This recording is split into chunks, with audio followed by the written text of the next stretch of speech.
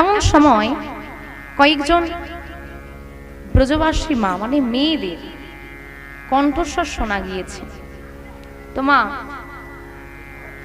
আপনারা সবাই জানেন যে মেয়েরা যেখানে বাবারা লক্ষ্য করবেন দুজনের জায়গায় তিনজন হয়ে গেছে, তাদেরকে চুপ রাখানো খুব মুশকিল। হরিবাসরে মায়েরা যে দিকটায় বসে সেই দিকটাই ঘুরে অন্তত খুব কম করে হলেও 5 বার তো বলতে হবে মা একটু আস। দেখতেই তো পাচ্ছেন পাশেও বলে বলে মুখ ব্যথা হয়ে গেল। এটা হয়, কিছু করার নেই। আর মেয়েদের কণ্ঠস্বরটা এমনিতেই একটু জোরে হয়, ওরা আস্তে কথা কম। দিদি তোমাকে কথাটা বললাম, তুমি যেন আবার কাউকে বলে দিও না। বলে দিয়েছে, সে নিজে বলে দিয়েছে, তুমি যেন কাউকে বলো না। সে আবার আরেকজনকে বলবে, বল দেখো বাবু তোমাকে বিশ্বাস করে বললাম, তুমি যেন আবার কাউকে বলে দিও না। দুজন ওখানেই হয়ে গেল। আবার সে গিয়ে আরেকজনকে বলবে, আবার সঙ্গে বলে দিবে, দেখো বাবু তোমাকে বললাম, তুমি যেন আর কাউকে বলো না। এই করতে করতে সারা গ্রাম হয়ে যায়। তবু এ তাকে বলে তুমি বলো না, সে তাকে বলে তুমি বলো, সবাই জানে। এই হচ্ছে মেয়েদের গ্রাম। কিন্তু বৃন্দাবনটা এর ব্যতীত, সেখানে ব্রজবাসী মায়েদের কণ্ঠস্বর শোনা গেল। লালাবাবু চিন্তা করলেন, এই সময় মধ্যাহ্নকাল, মাথার উপর প্রচন্ড রোদ, চারিদিকে জঙ্গল, কাউকে কোথাও দেখতে পাচ্ছি না, কিন্তু এটা নারীদের খুব জোরালো কণ্ঠস্বর কানে আসছে, দেখি তো ব্যাপারটা কি। তাই তিনি এদিক ওদিক ঘুরে দেখতে লাগলেন। দেখলেন ও মা, সুন্দর করে সেজে ব্রজবাসী মায়েরা কোথায় যেন সারিবদ্ধ হয়ে হাঁটছে, হেঁটে চলে যাচ্ছে। বৃন্দাবনে হাঁটার নিয়মটা হচ্ছে সারিবদ্ধ হয়ে যেতে হবে, মানে এখানকার আমরা যারা যাই সবাই পাশাপাশি যাই, গল্প করতে করতে ওখানে লাইন ধরে সারিবদ্ধ হয়ে যেতে হবে। ওটা হচ্ছে হাঁটার নিয়ম, হাঁটলেও নিয়ম মানতে হবে। তো সারিবদ্ধ হয়ে তারা চলেছে। ভাবেন সব মায়েরা যদি সুন্দর করে সেটা সারিবদ্ধ হয়ে যায় কতক্ষণ দেখতে লাগে না। তো লালাবাবু দাঁড়িয়ে দাঁড়িয়ে দেখছেন, দেখি কোথায় যাই। যখন লালাবাবুর কাছ দিয়ে যাচ্ছে, লালাবাবু পথটা ঘিরে ধরেছে, দাঁড়াও দাঁড়াও দাঁড়াও, ও মা তোমরা কোথায় যাচ্ছ? আমরা যাচ্ছি বঙ্কবিহারীর মন্দির। আগো বঙ্কবিহারীকে, বঙ্কবিহারীকে গো, বাঁকে বিহারীকে, বাঁকে বিহারী। আমরা বলি বাঁকে বিহারী, ওখানে বলে বঙ্কবিহারী। তা বা কে গো বাঁকে বিহারীকে? কৃষ্ণ, তাই তো? বৃন্দাবনে কৃষ্ণ অধিষ্ঠিত রয়েছেন বাঁকে বিহারী রূপে। আমরা তো বাঁকে বিহারী দর্শনে যাচ্ছি। যেই না বলেছে বাঁকে বিহারীটাকে, মাথায় হাত ব্রজবাসীর, কে রে বৃন্দাবনে চলে এসেছে আর এসে বলছে বাঁকে বিহারীকে? বাঁকে বিহারী হলো বৃন্দাবনের কৃষ্ণ। তুমি কি নতুন বৃন্দাবনে? আগে হ্যাঁ আমি এই আজকে এসেছি, তাই বুঝতে পারি, দেখেই বোঝা যাচ্ছে। তা সরো, আমাদেরকে যেতে দাও। আচ্ছা মা, তোমরা যে কৃষ্ণ দর্শনে যাচ্ছ, আমাকে কি নিয়ে যাবে? আমিও তো দর্শনের জন্য এসেছি, তুমি কি আমাদের সঙ্গে যেতে চাও? হ্যাঁ, বলার কি আছে? এই যে শাড়ি আছে, শাড়ির পেছনে গিয়ে দাঁড়াও, একদম শেষে। আমরা যেমন ভাবে যাব, যা বলতে বলতে যাব, তোমাদেরকেও তাই বলতে বলতে তেমন ভাবে যেতে হবে। আচ্ছা মা, ঠিক আছে ঠিক আছে। লালাবাবু সবার পেছনে গিয়ে দাঁড়িয়ে পড়লেন। আর সখীরা বলছে, কিরে দাঁড়িয়ে পড়লি কেন? সই, চল চল চল। ব্রজবাসী মায়েরা আবার তারা বৃন্দাবনে ওই বঙ্কবিহারীর উদ্দেশ্যে রওনা দিয়েছে। হ্যাঁ গো মা, বৃন্দাবনের বল কি গো? বৃন্দাবনের বল কি? বাকি সবার কি মুখ নেই, কথা বলতে পারো না? বৃন্দাবনের বল কি? তো বৃন্দাবনে এসেছো তো, কি বলতে হবে? বলবে তো? চলো আমরাও যাবো রাধে রাধে বলতে বলতে। রাধে রাধে রাধে রাধে রাধে রাধে বল, রাধে রাধে রাধে রাধে রাধে রাধে হরি বল, হরি বল।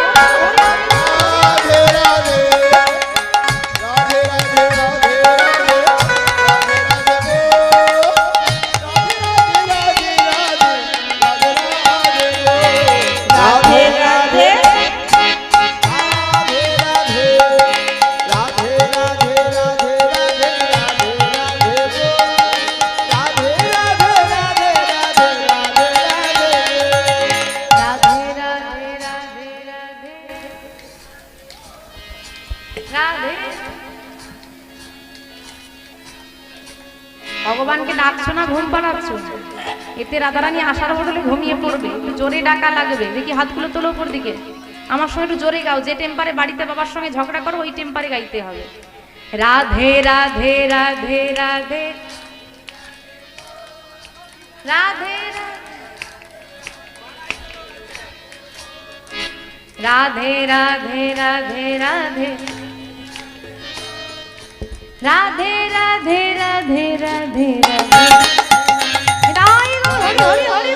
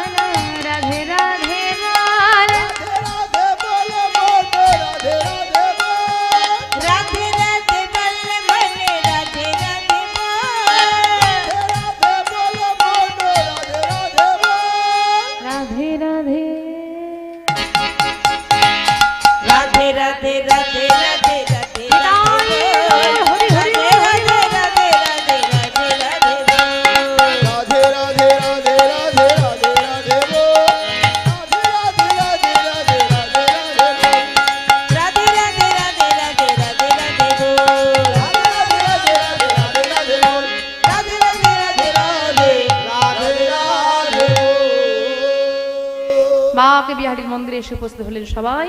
বাঁকে বিহারীর আপনারা সবাই জানেন ঝাঁপি দর্শন বা পলক দর্শন, সেই পর্দা যায় চলে আসে। তো সবার তো দর্শনের সৌভাগ্য হয় না, সৌভাগ্য হলেই তবে দর্শন হয়। সেই পর্দা আজকে লালাবাবুর সৌভাগ্য খুলে গেল, লালাবাবু দর্শন করলেন। আজ প্রথম দিনেই তার বাঁকে বিহারী দর্শন হয়ে গেল। প্রণাম করলেন, মধ্যাহ্নকাল ভোগ লেগেছে, সেই প্রসাদ পেলেন। প্রসাদ নিয়ে তিনি গোবিন্দ কুণ্ডের তীরে আবার ফিরে এলেন, কারণ তার যাওয়ার কোনো আস্থানা নেই। তাই গোবিন্দ কুণ্ডের তীরটা তার ভালো লেগেছে, সেইখানে ফিরে এসে সেই বৃক্ষতলে বসেছেন। প্রসাদরা সেবা করে গোবিন্দ কুণ্ডের জল পান করে ক্লান্ত লালাবাবু ঘুমিয়ে পড়লেন। এমন সময় একজন বৈষ্ণব, একজন সাধু লালাবাবুর সম্মুখে এসে দাঁড়ালেন। কাঁধে হাতটা যেই না রেখেছে, লালাবাবু চমকে উঠলেন। কে? দেখলেন একজন বৈষ্ণব সাধু দাঁড়িয়ে আছেন। তিনি তাকে প্রণাম করলেন। লালাবাবু সাধুকে যেই না প্রণাম করলেন, তিনি জিজ্ঞেস করলেন, কে তুমি, কোথা থেকে এসেছো, কেন এসেছো, ইত্যাদি ইত্যাদি। লালাবাবু তার আসার কারণ, কোথা থেকে আসছে এবং সে কি, সে সমস্ত বিষয় তিনি তাকে খুলে বললেন। সাধু হেসে বললেন, দেখো বাবা, তুমি জমিদার হয়ে বলছো কৃষ্ণ দর্শনে এসেছি, কথাটা ঠিক মানতে পারলাম না বাবা। কেন? জমিদারদের কৃষ্ণ দর্শন কি হয়? কেন হতে পারে না? আসলে বাবা, জমিদার তো অনেক গুরু দায়িত্ব আছে তোমাদের। সারাদিন বিষয় আশয় ব্যবসা বাণিজ্য নিয়ে তোমরা এত ব্যস্ত থাকো যে ভজন সাধনের সময় কই যে কৃষ্ণ দর্শন হবে? তাকে না ডাকলে তো পাওয়া যায় না গো। এই জন্যই তো বাবা আমি জমিদারি চিরতরে ছেড়ে দিয়ে তবে এসেছি। তুমি চিরতরের জন্য বৃন্দাবনে এসেছো? হ্যাঁ বাবা। বাবা, জানো বাবা, শুনে ভালো লাগলো। বিষয় আশয়ের প্রতি আসক্তি সবার জন্মে, তবে বহু জন্মের থাকিলে সৌভাগ্য বিষয় ছাড়িয়া হয় বৈরাগ্য। আমার বৈরাগ্য হয়েছে, এতে আমি শুনে খুশি হলাম। কিন্তু বাবা, জমিদার যেহেতু তুমি, সেহেতু তুমি আরামায়েশে মানুষ হয়েছ। আগে হ্যাঁ, অভাব তুমি জানো না, আগে না। তোমাকে বলে রাখি, শোনো, কৃষ্ণ দর্শন পেতে হলে কিন্তু অনেক কষ্ট, আঘাত তোমাকে সহ্য করতে হবে। তুমি কি পারবে? আমি পারবো, আমি কৃষ্ণ দর্শন করার জন্য যা করতে হয় করবো, আমি পারবো। বেশ, তা যখন পারবে তাহলে একটা প্রশ্ন করি, উত্তর দাও। তোমার কি গুরু দীক্ষা গুরু শিক্ষাটা হয়ে গেছে? হ্যাঁ গো, গুরু দীক্ষা গুরু শিক্ষা না হলে গোবিন্দের কৃপা হবে না। গুরু ছাড়ি যেজন গোবিন্দ ভজে তাই কৃষ্ণ নাহি মজে। গুরু দীক্ষাটা তো আগে লাগবে। তো গুরু দীক্ষা হয়নি বাবা। গুরু দীক্ষা না হলে তো গোবিন্দ দর্শন হয় না বাবা। যেই না বলেছে গুরু দীক্ষা না হলে গোবিন্দ দর্শন হয় না, লালাবাবু চিন্তা করলেন আমার গুরু দীক্ষা হয়নি, বৃন্দাবনে চলে এসেছি। এখন কাকে খুঁজবো, কে দীক্ষা দেন? আমি তো কাউকে চিনি না, তাহলে যিনি সামনে দাঁড়িয়ে কথাটা বলছেন তিনি ছাড়াই আমার আর গতি নেই। তাই তিনি কি করলেন, অমনি সাধুর চরণে ধরি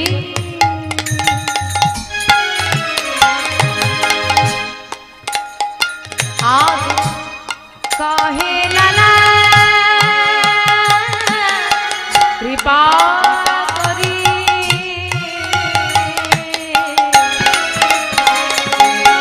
সাধুর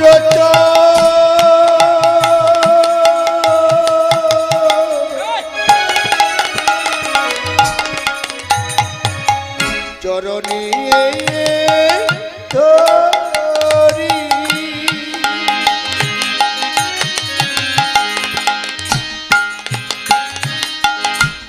কহে লালা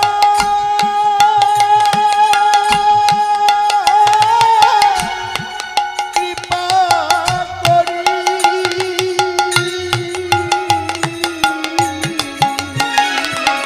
আশ্রয় প্রভু আশ্রয় প্রভু আশ্রয় প্রভু আশ্রয় প্রভু দাও গো আমারে, তুমি আশ্রয় প্রভু আশ্রয় প্রভু দাও গো আমারে,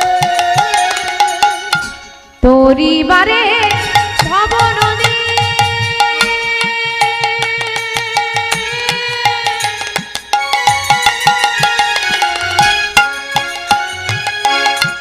কৃপা করে তুমি যদি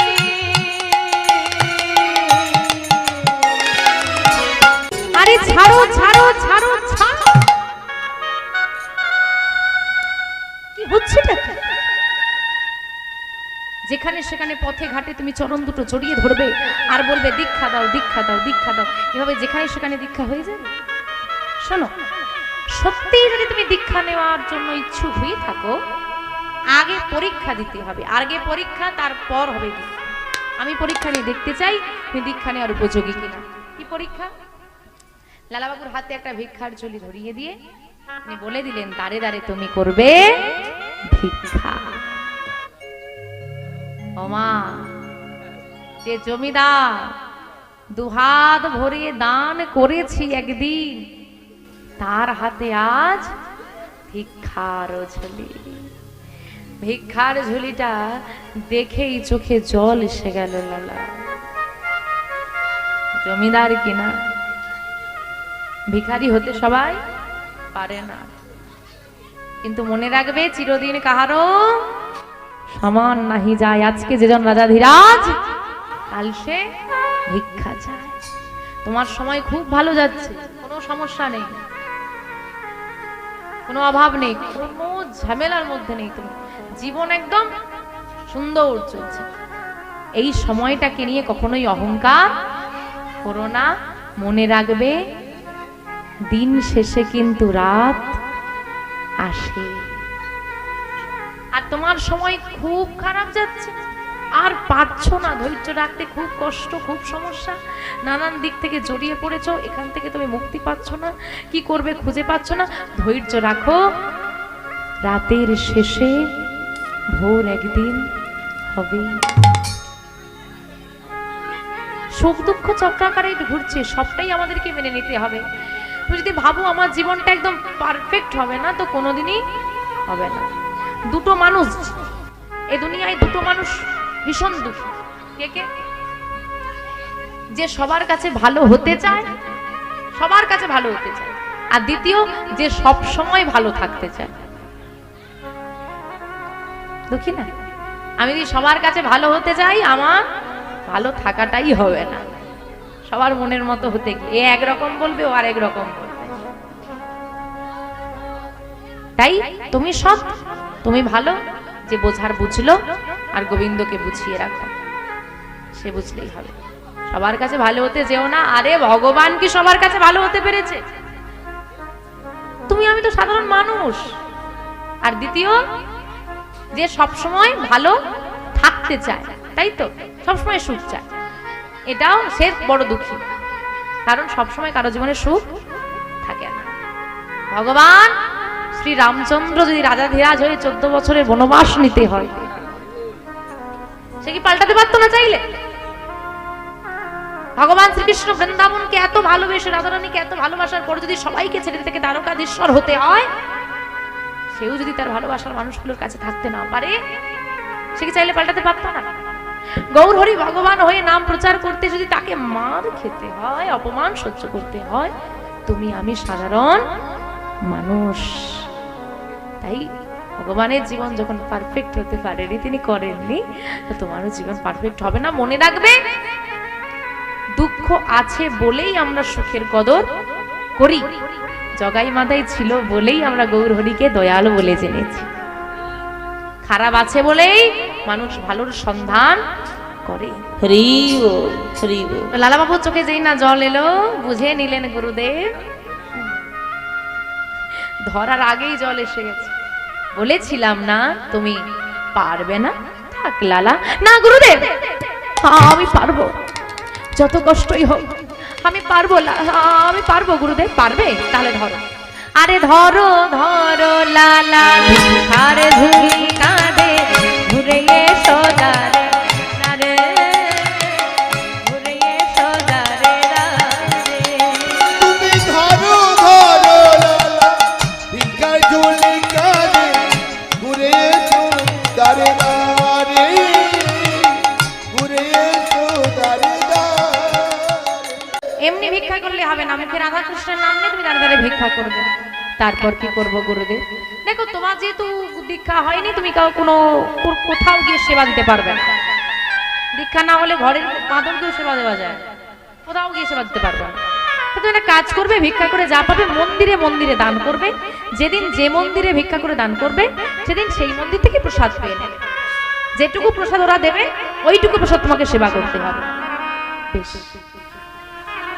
যেটুকু দেবে, এটাই হয়ে গেল কঠিন বিষয়। প্রতিদিন কি সব মন্দিরে উদার পরিপূর্ণ মতো প্রসাদ দেবে? হয়তো ভক্ত বেশি হলে যেমন হাতে দেয়, যেটুকু দেবে ওইটুকু। চললো পরীক্ষা।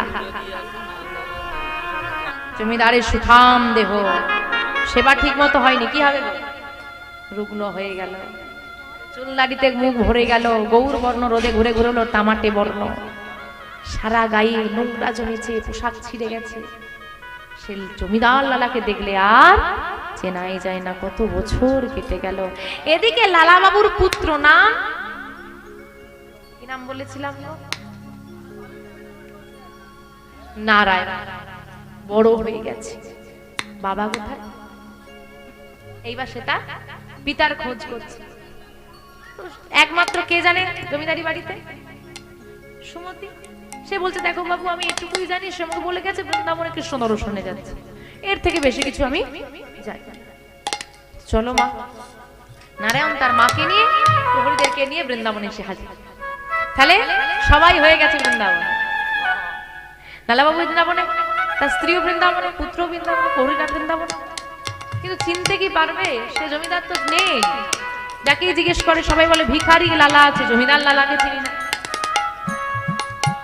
দেখা হয় না। একদিন লালাবাবুর পুত্রের সঙ্গে যদিও লালাবাবু মুখামুখি হলেন, কিন্তু লালাবাবু তার পুত্রকে চিনতে পারবে না। ছোটবেলায় দেখে এসেছে, বড় হয়ে গেছে, চিনতে পারছে না। আর যে চিত্রপট সে তার পিতার দেখেছে, তার সঙ্গে এই লালার কোনো মিল নেই, সেও চিনতে পারছে না। পাশ কাটিয়ে চলে গেল। এটা কত দুঃখের বলো তো। এত দূর থেকে খুঁজতে এসেছে, কাছে এসেও চলে গেল। তো এইরকম হয়, দেখা হয় না। এদিকে এরা সিদ্ধান্ত নিল, প্রহরীরাজ, দেখো বাবু, আমরা তো বৃন্দাবনে পড়ে থাকলে হবে না, জমিদারি আছে, ফিরে চলার সিদ্ধান্ত। সে মনে হয় বৃন্দাবন নেই, অন্য কোথাও চলে গেছে। যখন খোঁজ পাওয়া গেল না, ফিরে যাবে সিদ্ধান্ত প্রায় হয়ে এসেছে। একদিন কাত্যায়নী দেবীকে পথে দেখে লালাবাবু চিনতে পেরেছে। লালাবাবুকে চিনতে পারে, কিন্তু কাত্যায়নী দেবীকে লালাবাবু চিনতে পেরেছে। সাক্ষাৎ হয়েছে। স্ত্রী স্বামীর চরণ ধরে নয়নে জলে বুক ভাসিয়ে দিচ্ছে, স্বামী তুমি কোন সুখে এমন করে আছো এখানে? পুত্র ছুটে এসে পিতাকে আলিঙ্গন করেছে, পিতা তোমার জমিদারি পড়ে আছে, তুমি কেন এখানে পড়ে আছো? ফিরে চলো। কত কাকুতি মিনতি, কত নয়নের বাড়ি, কত দুঃখের কথা পিতাকে বলা, আমরা এত কষ্ট পেয়েছি, আমরা এত কেঁদেছি, এত খুঁজেছি, কিন্তু কোনো কথাই লালাবাবুর মনকে আর ভোলাতে পারল না। একটাই কথা, যে বিষয় বাসনায় আমি আগুন দিয়ে দিয়েছি, আমি আর সে বাসনায় ফিরবো না। এত কিছু করার পরেও যখন ফেরার তিনি সিদ্ধান্ত নিলেন না, অবশেষে পুত্র বলে উঠলো, বেশ পিতা, তোমাকে যখন ফেরাতে পারলামই না, আমাদের তো ফিরতে হবে, তবে তোমার কাছে একটা অনুমতি চাই বাবা। বলো। তুমি আমাকে অনুমতি দাও, এই বৃন্দাবনে আমি একটা মন্দির করে দিতে চাই। তুমি যখন এই বৃন্দাবনে থাকবে বলেছ, কিছু নাই হোক, একটু সে রাধা গোবিন্দের সেবা দিয়ে সেখানে মাথা গুজে ঠাইটা তো তুমি পাবে। বেশ, তাই হোক, আমার জন্য নয়, আমার গোবিন্দের জন্য একখানা মন্দির তুই পারলে করে দে। বেশ পিতা। তো পিতার অনুমতি নিয়ে পুত্র বৃন্দাবনে একটা মন্দির তৈরি করে দিল, প্রতিষ্ঠিত হতে হলো ওই 250 বছর আগে রাধা মাধবের বিগ্রহ। যদি কেউ বৃন্দাবনে যান, সেই মন্দির, সেই বিগ্রহ দর্শন করে আসবেন। আজ রয়েছে সেই মন্দিরের বর্তমান নাম হলো লালাবাবুর মন্দির। তো মন্দির হলো, বিগ্রহ স্থাপনা হয়ে গেল নিজেদের, কিন্তু সেবা দিতে পারে না। কেন পারে না? ভিক্ষা হয়, ভিখারির জীবন ভিখারির জীবনই রয়ে গেল, ওই ভিক্ষা করে করে কাটে। আর একদিন কি করেছে বাবা, ভিক্ষা করতে করতে তার মনে মনে জাগলো যে সব মন্দিরে প্রায় প্রসাদ পাওয়া হয়ে গেছে, বৃন্দাবনে যত মন্দির আছে, একটা মন্দির বাকি রয়ে গেছে, গিরি গোবর্ধনধারী মন্দির পাহাড়ের উপর। আজকে ওই মন্দিরে প্রসাদটা পাবো, শুনেছি প্রসাদটা কি খুব সুন্দর হয়। যাই, ভিক্ষায় যা পেয়েছিল নিয়ে এসে পাহাড়ের উপর উঠে সেই পুরোহিত ঠাকুরকে ডেকে বলছে, ঠাকুর এই ভিক্ষাটা আমি করে নিয়ে এলাম, এটা নিন, এটা দিয়ে মাধবের সেবা দেবেন, আর ভোগ লেগে গেলে আমাকে একটু ডাকবেন, ডেকে একটু প্রসাদ দেবেন। আসলে আমি প্রসাদ পাই তো মন্দিরে মন্দিরে। ঠিক আছে বাবা, তুমি এখানে অপেক্ষা করো, ঠাকুর এইখানে বসে অপেক্ষা করব, ভক্তরা আসবে, আমি ওই দূরের একটু গুহায় গিয়ে বসছি, আপনি আপনার ভোগ লেগে গেলে আমার নাম লালা, লালা বলে একবার ডাকবেন, আমি এসে প্রসাদটা নিয়ে চলে যাব। আচ্ছা ঠিক আছে বাবা, যাও। দূরের গুহায় এসে লালাবাবু বসলেন, কারণ ভজন সাধন নির্জনে হয়, তো নির্জন স্থান তিনি খুঁজেছেন, তিনি সেখানে বসেছেন। সময় অতিবাহিত হচ্ছে, নির্দিষ্ট সময় হলে ভোগ লাগবে, আর নির্জন স্থানে বসে বসে তিনি আপন মনে নাম জপ করছেন। ভজনে তাই রাধে জপ হরে কৃষ্ণ হরে রাম।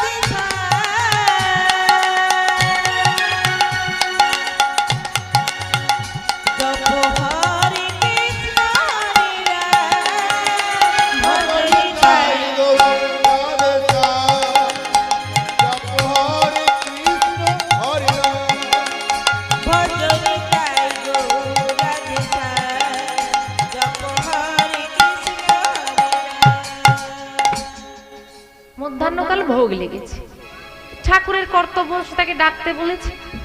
ঠাকুরও কি করেছে, তো মন্দিরের ভেতর থেকে তো ডাকলে শোনা যাবে না, তাই মন্দিরের দরজার সামনে দাঁড়িয়েছে, আর দাঁড়িয়ে চিৎকার করে ডাকতে যাবে লালা বলে, যেই না লালা বলে চিৎকার করেছে, একটা বজ্রপাত হয়েছে, সঙ্গে সঙ্গে শুরু হলো প্রবল বেগে ঝড়, অজর ধারায় নামলো বৃষ্টি। ঠাকুর চিৎকার করে ডাকতে